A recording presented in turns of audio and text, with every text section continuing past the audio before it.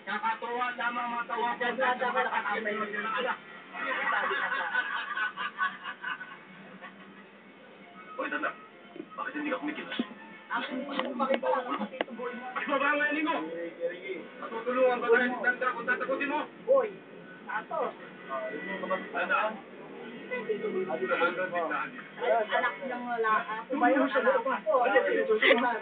Apo. Pinagulit ang apo yun. O, di nakita Anak mo. ng isang anak niya. Shaolin. Sila yung isa lang anak niya. Anak ko. Malaki na.